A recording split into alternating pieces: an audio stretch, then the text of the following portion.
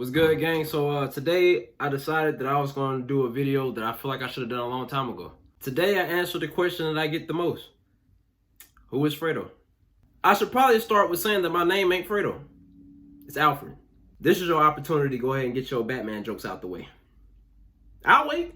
Yes, my real name is Alfred Wendell Thomas III. That sounds like an old dead white guy, I know. I was named after my dad, who was named after his dad, but the crazy thing is, I'm not even the third Alfred. There's another one, my uncle, but he's my dad's half brother. So there's two Alfred IIs technically, and then there's me. I'm the fourth Alfred.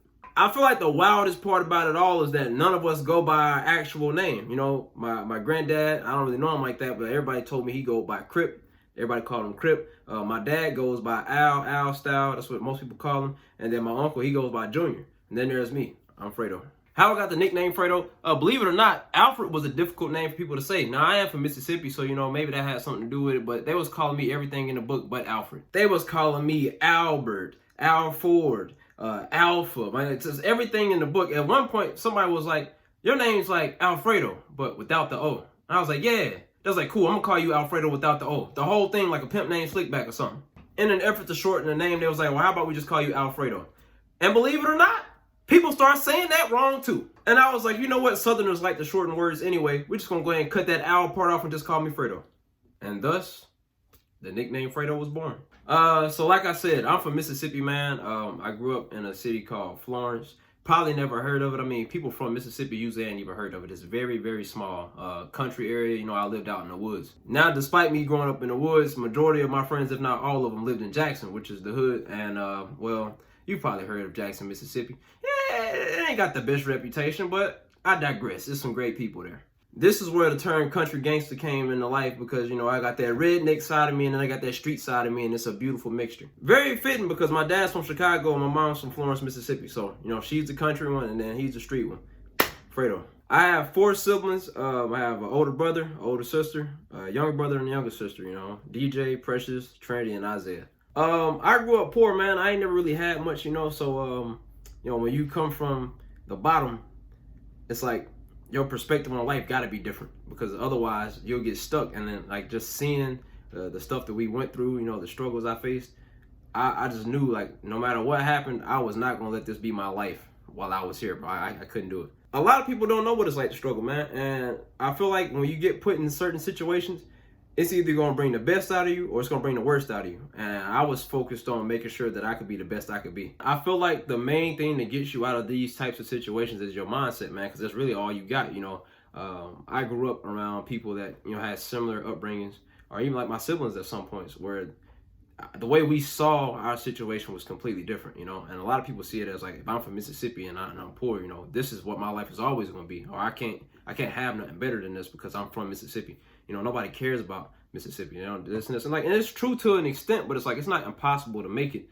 It's just 30, man, it's way harder to make it out of there when you don't have people that are already in a higher place to help you up to the top. And one thing that's real common there is like, if I see, or not necessarily me, but like, you know, a lot of people there, when they see you doing well for yourself, you know, they get envious of you. And a lot of times people will lose their life, you know, where they grew up, like in their own neighborhood and whatnot, because people don't want to see them doing better than them. And as for me, I was like, if I ever get to a point where I can, you know, help people get to where I was trying to go to faster, I'm gonna make sure I do it, because I remember the process I went through to get where I am today. And I'm still not where I want to be, but I'm way closer. So when it came down to like me trying to achieve whatever it is I wanted to achieve in life, I always dug down to the memories I had of my upbringing to kind of fuel me into being the best I could be, you know, mainly just the struggles that I faced growing up, you know, stuff like I lived in a house that didn't have, you know, air conditioning and heat, you know what I'm saying? When it get cold outside, like, you cold, bro, you know what I'm saying? We don't have to go outside, and I learned how to chop wood and make fires and stuff like that because, you know, you're trying to stay warm, or, you know, when it get real hot and you ain't got no AC, bro, and you practically naked, just trying to, it's hotter in the house than it is outside at some points, you know what I'm saying? It's just, you know, all the things that I learned I learned how to work on cars, you know, fix air conditioning. I know how to do plumbing. I built part of my house, you know what I'm saying? Like, all these things that I learned because I didn't have, and I had to find a way to make it and survive. these are like skills that I acquired that when I was younger, I didn't realize how beneficial it would be later on in life. But had I not have went through the things I went through, I wouldn't know them today. I'm not gonna forget, like, when your ceiling falling in on your head, or it's raining and the rain is falling in your room. You gotta get a pot to catch the water, dump it out, replace it so your floor don't get soaked. You got holes in the floor, There's snakes going in your house and shit, because it's just like, bro, stuff like that. You don't forget about that, man. I remember one time when my house was gonna catch on fire, dog. And like I said, we ain't have much, so when my mom seen the flames, in her mind, this all we got. She can't let it burn down. So my mom gets us all out the house, and she in there fighting like she a damn firefighter. I'm like, what the hell wrong with that woman? But now thinking about it, I'm like, bro, if she had she not have done that, bro, we'd have been assed out. You know what I mean? So shout out to mom. She tough. You never forget, them days like when you hungry, man. Like when your mom hearing you like, man, I'm hungry, and they can't, like, she ain't got the money to, buy whatever it is that she feel like you need. Like seeing your mom or your dad cry in a situation like that, bro, you don't forget stuff like that, man. And then the sacrifice they make, because they're gonna find a way to make it happen. You gonna eat, you know what I'm saying? Or it's like, it's gonna be all right. They're gonna take care of you. Or just like, that mindset you get from that is like, when I get put in a situation, I need to be able to find a way to make it happen. And so that's kind of how I always carried myself. It's like, no matter what the situation is, failing is not the option. I'm going to find a way to make it happen. So I started playing sports, and I mean, even as an athlete, that stood out, because now it's like when I got into track, which is a sport that I did the best in, and people ask, like, Fredo, how are you so good at track? And I say, bro, I hated track. And people always question, it's like, how did you accomplish all these things, and you got all these All-Americans and these championships and whatnot, and you hated track? I wasn't running track because, I loved it. I was running because I had to be fast. I didn't have the parents back home that was paying for me to go to school and all of this. I didn't have that opportunity, bro. I had to be fast to get an opportunity to go to college, because I couldn't afford to pay for that. And it's like, I was told, if you don't get a degree, you're not gonna be able to succeed in life.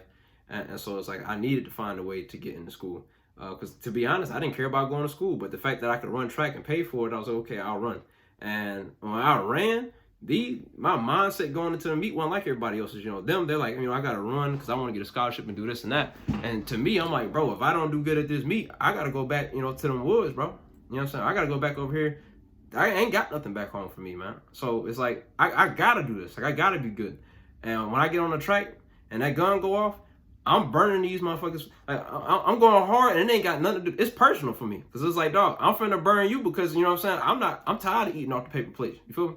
I gotta be nice. My pre-race routine will shake people all the time, because obviously, I'm a dancer, and I always remain myself at all times. So I was known in the track world for being the guy that danced at all the track meets. And it's funny, because I was one of the fastest people in America. So it's like, I wasn't showboating. I'm doing this before the race, after the race, in a warm up. Like, I just always dancing. And right before I run every time, though, I have a tattoo on my arm that I got from my cousin. She was killed when she was 17. She was pregnant. And I got this tattoo, and before every race, man, I rub it. I send one up to my cousin. I'm like, I'm finna bake y'all ass, because my cousin ain't here, but I know she watching. I gotta cook y'all niggas, you feel me? My main driving force in pretty much everything I do in life has always been pain or struggle. You know what I mean? And I feel like I needed to do that, because I was hot-headed, for one. And like, I used to get in fights a lot, or just, getting into it with people, because like, I had this built up anger inside of me, man. Like, just trying to understand how a lot of things happen in my life. I had a lot of my friends that got killed, or ones that died young, and stuff like that, and just like situations that I got put through, stuff happening health wise with family members, with me. And it's like, not understanding like why my life has got to be so difficult, like all the time. I was not getting a break, man. You got that kind of anger inside of you, and when you get into it with somebody, you think of that, and it's like, now when I get mad, I'm finna unleash these years worth of pain on somebody that they bumped into me, and it wasn't that deep. And so I put that into my artwork and my content and my sports. And I was on the top of the line on all them shits. I came up with a phrase to pretty much define me some years ago, and it's that I was forged by pain and refined with purpose. Just the things that I experienced in my life, I feel like they shaped me into who I am.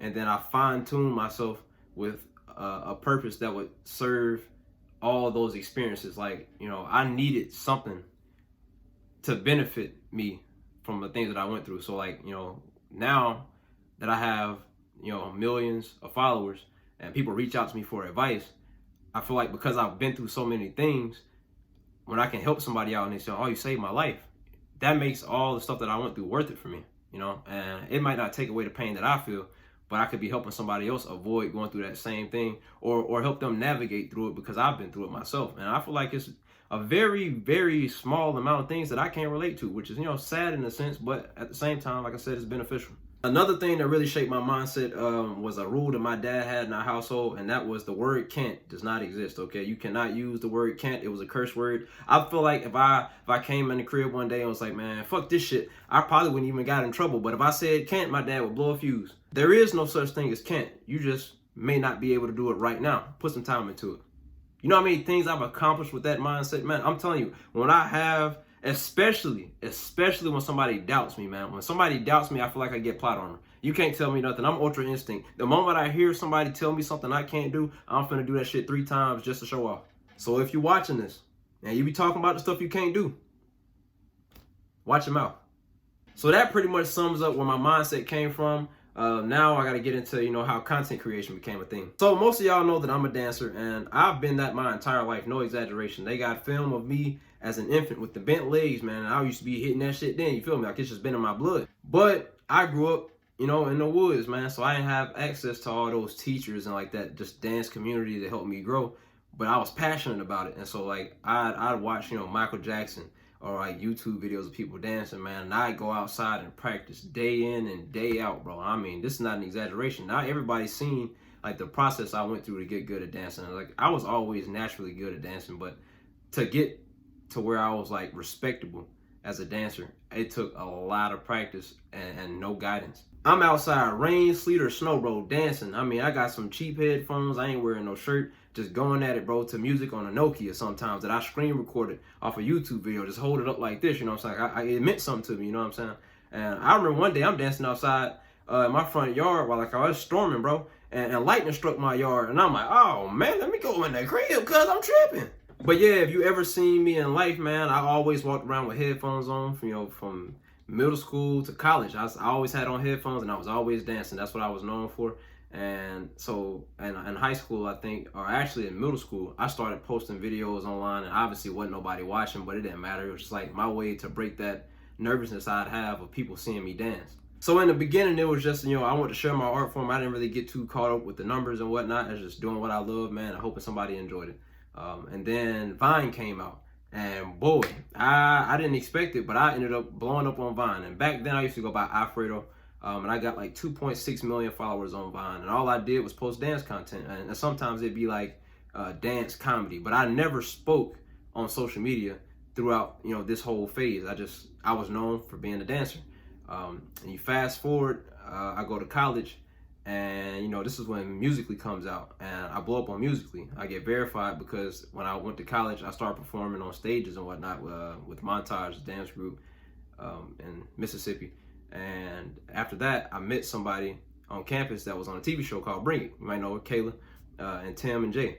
And they asked me, like, you want to be on a TV show, which was a childhood dream of mine. I always wanted to be on TV. And I'm like, hell yeah, bro. So I got that opportunity, and I go on to be on that show, 3 or 4 times, something like that. While that's taking place, I'm getting into my college track career, and one of the rules of the NCAA is you can't make money off your image, man. So I had to pretty much stop doing anything content creation wise until I finished, being an athlete. So I come back after being ghost for some years, man, and I'm posting dance content again. I still have never spoke. This is like 2020, I believe.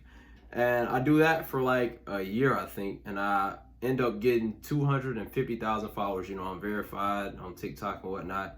And, just starting to really get my name back out there. And then one day, I saw a video that was like, what lets you know that a white person might low-key be racist? And me being from Mississippi, I'm thinking of all the stuff that I done went through like growing up, because I lived around a bunch of rednecks, a lot of bigots, in Mississippi, man. I was like, I got all the answers for this one. So I recorded a little video, man, not thinking nothing of it, just, being myself how I've always been. I was a class clown in school, not intentionally, obviously. I just say things in a way that people thought was funny. I didn't feel like I should have got punished for it personally. That video went on to go viral, man. It got like 3 million views within like a day or two. And I'm like, what? This is the first time anybody had ever heard my voice. And I'm like, I've been putting out content for a year, and I haven't had a video this big yet. And all I had to do was say something. It took me like, I think the video was a minute long. I'm like, bro, I felt cheated in a way because I'm like, bro, I put all this time and effort into being a good dancer, and every once in a while, like, oh my God, good job. But it's like, I just came over here and talked, and now everybody interested. So then I was like, well, if that didn't take any effort, and like, that's just how I am, maybe I should talk more. So I started putting out videos of me just reacting to questions people had, or, fake scenarios. And within like a few months, I'm almost at 1 million followers. In my mind, I had made it because I'm like, bro, I get 1 million followers. Like, that's it. My life can be changed forever, dog. That's all you need. Once you get that 1 million followers, I got the check mark, bro. It's a wrap, bro. I'm finna be Hollywood. I'm gonna be out there in Cali with no folks, you feel me? Shit, that is not how that worked, dog. Don't get me wrong. I do feel like that phase of just getting that, what they call it, clout now? Just getting clout. I feel like clout is very important in a certain phase of your career because for me, that gave me the confidence to go after what it is that I really wanted to do, which is be a YouTuber. And before I had that, large following, I would question all the time, like, am I good enough? Like, am I making content that's worth watching? Is somebody gonna see me as worth taking that chance on? Like, give me an opportunity to do something bigger, like be on a TV show, perform, speak somewhere, anything like that, man. Just, see that my talent, like I got a lot of talent, man, and, don't let it go to waste. Or even if it's just, like I said, being a YouTuber where I can do what it is that I do and people watch it, and I can make a living doing what I enjoy, which is entertaining people in whatever way that may be, or giving out advice, just being a brother or a friend, giving tips, stuff like that. And when you have like millions of followers, or even like before I got the millions, man, when you got people constantly reminding you like, man, you're great, you're doing a good job, or this made my day, you saved somebody's life here and there, or just having that impact on people's day.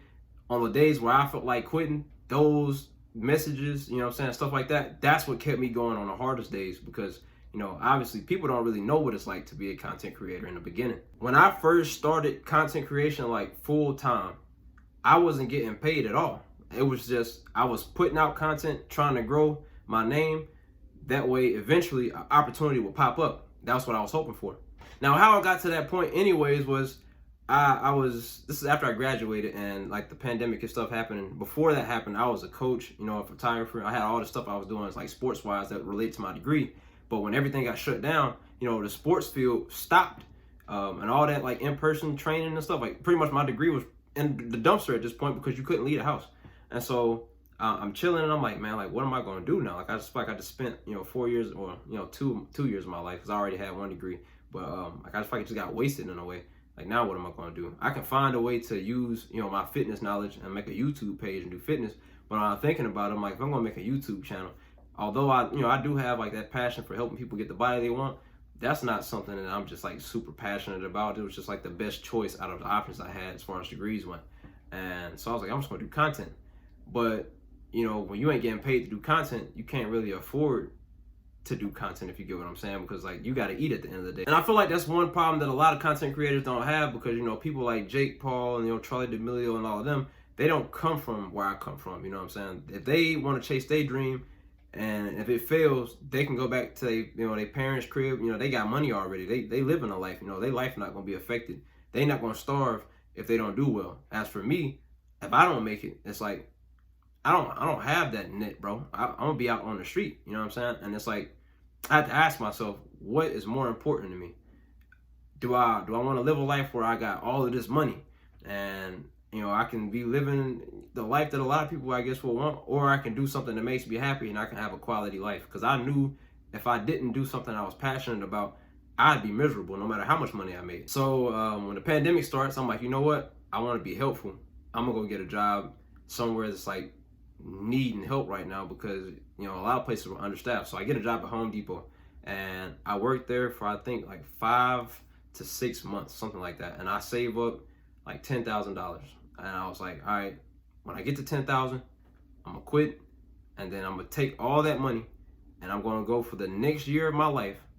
I'm gonna go for content creation, like all out. I won't work for nobody else. I'm just gonna put my time, effort, and energy into what I love. And if I can't find a way to make money, like to pay my bills before this ended, like this year is over with, I'm gonna do it again. So I'll take another year off. I'll work somewhere, or 6 months, save up the money, and then try it again. And that was gonna be the process. I'm gonna do it over and over and over until I can finally find whatever works for me to make my career jump off. That's the part that a lot of people won't tell you about, man. That was the hardest phase of my career to this point because, like, when you first start, you're ecstatic. It's like, man, I'm finally going after what I want. And you hope that, you know, when you start, because you now know that you're good at what you do, you think that it's just gonna pop off like this. I mean, I got 1 million followers. It couldn't be too hard for me now to, you know, grow on YouTube or Twitch or nothing like that. That wasn't how that worked out, bro. One thing I learned is that follower count is not the same as the amount of people that support you. That is just a number. This right here, that's love right there. These people are like, you know, they resonate with you some way, and they want to see you do great in life, period. And that number is not the same size as this one, even remotely. You know, I think in total I have like 3 million followers altogether. Not sure if they're all like separate people. Like, it might be people just follow me on multiple platforms, but the overall number is like 3 million something. And my YouTube, it's like at 45K now. That speaks for itself. And my Twitch, like 6K. Those are the only 2 platforms that will pay you directly for posting on them. But to get somebody to come to those platforms to do, you know, view whatever it is they normally view is a task. Because it's like, if you tell me, I want to see you succeed, and I'm asking you, okay, well, just watch my content here. You already enjoy it, watch it here. And that doesn't cost you, it don't cost you a dime, and you're spending the same thing you were already spending, your time, to get, you know, a form of entertainment.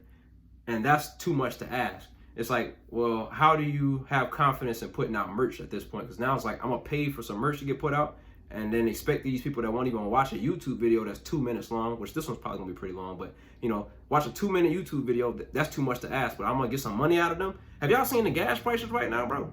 Gas prices is higher than some bills right now. You're not finna buy no t-shirt. So like, in that phase of the process, I'm thinking about, like, you know, I got this amount of money that's gonna last me till this point. If I don't make some shape before then, I'm screwed. But for me, I thought about that way before I jumped into it. I'm like, yo, when I think about it, I would much rather die starving in the street than work for somebody else, because I'm going to be miserable. And I don't think that that's a life worth living. And you can't pay me enough to change that. The freedom that I got from being a content creator is worth more than any amount of money. Because it's like, granted, I'm not rich by any means. I'm not close at all. I'll keep it a buck, $1,000 Billy wow. But it's like, if my mom called me tomorrow and she needed me to do something, or my friend needed me to pull up for this and that, I got the time to go do it. And as long as I have the money to get there, you know, I got freedom to do whatever I want when I want. I don't answer to nobody. You know, I can not work if I don't feel like it. Anything that I want to do is in my control. But it's like, at the same time, you still have that financial stress, because it's like, okay, you have to make money somehow. So my first tip to anybody that's trying to start content creation is make sure you're doing something that if you didn't get paid for it, you still do it, because it means something to you. And that's what's going to keep you going on a personal level when it gets to that time frame where it's like you might not be making money from whatever it is. So throughout that time, I'm growing, and then I got my first opportunity to make money. I got paid $50 to do an ad. It took me like 15 seconds to make. And to the average person, that might not have meant nothing, bro. But to me, like, that shit meant everything, because, like I said, where I came from, that idea was like, that's mind blowing to me. I ain't never really had much, bro. You tell me 15 seconds of my life and I got $50. People are working a full shift, you know what I'm saying, some places, and they barely getting that after the tax, you know what I'm saying? Like, that's crazy to me. But granted, that was a one-time opportunity. That wasn't like a reoccurring thing. And so I held that like real dear to me, because like, that was the first time I felt like somebody told me, you're worth it. Like, you worth the money, bro. Keep doing it. Keep doing your thing. And that motivated me. And then that 50 turned into a $200 opportunity, and a 200 to a, you know, 500, and then 1,000 eventually. And now to where I am now, where I got a situation where I get paid $1,000 for 2 videos. Together, those videos might be 30 seconds. And I get that every month. That is mind blowing. To anybody else, that's chump change. For me, bro, I don't care if I never made more than that for the rest of my life, bro. The fact that I get that much money doing something that I actually enjoy, you can't top that, bro. You really can't. I will never forget that feeling, whether I be the next biggest YouTuber.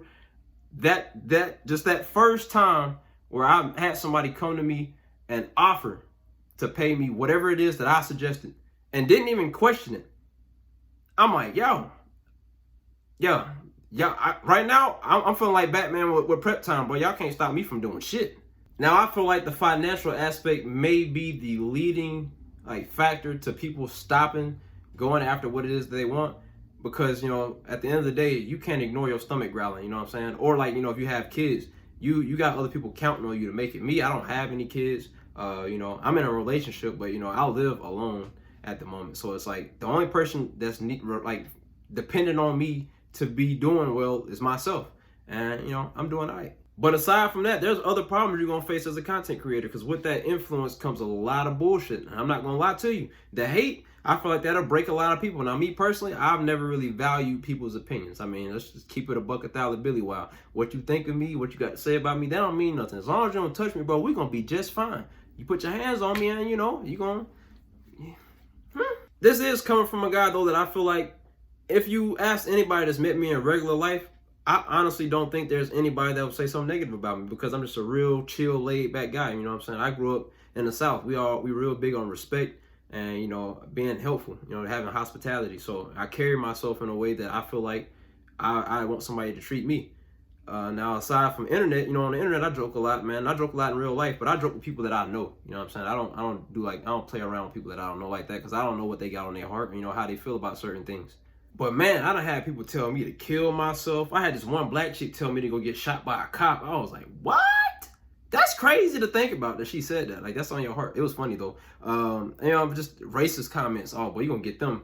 If you ain't white, man, and you get into something where you get some fame, you gonna find all the bigots, man.